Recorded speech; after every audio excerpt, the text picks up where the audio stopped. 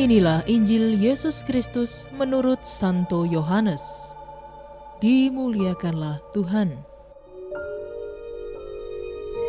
Akulah pokok anggur yang benar, dan Bapakulah pengusahanya. Setiap ranting padaku yang tidak berbuah, dipotongnya, dan setiap ranting yang berbuah, dibersihkannya, supaya ia lebih banyak berbuah. Kamu memang sudah bersih, karena firman yang telah kukatakan kepadamu. Tinggallah di dalam aku, dan aku di dalam kamu. Sama seperti ranting tidak dapat berbuah dari dirinya sendiri, kalau ia tidak tinggal pada pokok anggur. Demikian juga kamu tidak berbuah, jikalau kamu tidak tinggal di dalam aku. Akulah pokok anggur, dan kamulah ranting-rantingnya. Barang siapa tinggal di dalam aku, dan aku di dalam dia, ia berbuah banyak.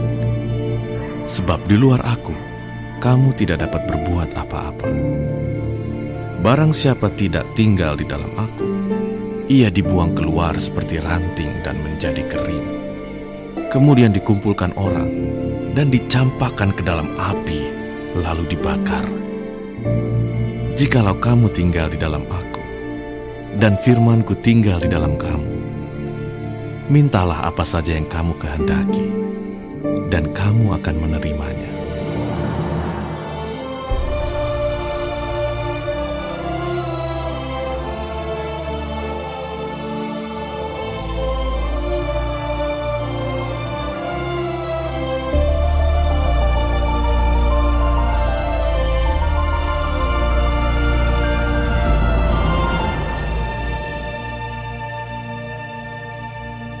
Demikianlah Injil Tuhan.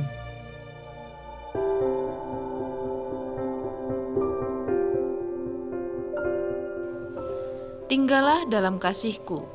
Renungan oleh Romo Charles Virginius Ocarm.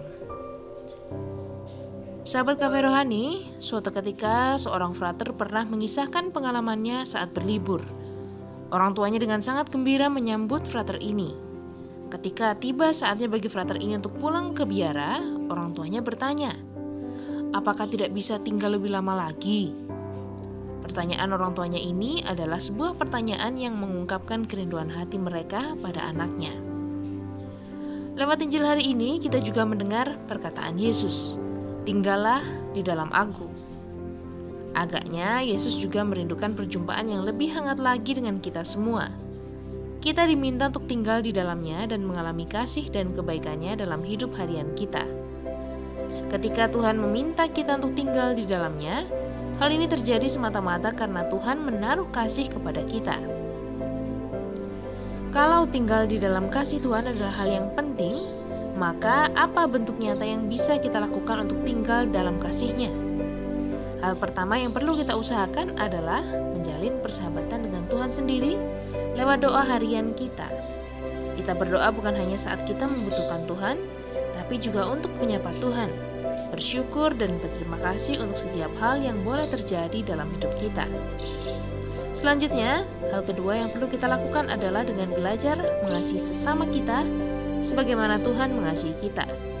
Ini berarti kita berupaya meneladan perbuatan kasih Tuhan kepada kita lewat pengampunan, sapaan hangat, dan perhatian yang tulus pada sesama.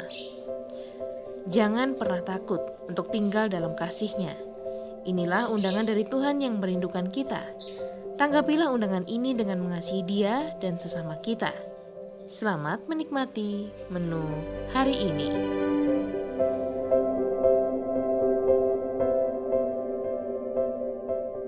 Renungan juga bisa Anda baca selengkapnya di Cafe Rohani edisi bulan ini.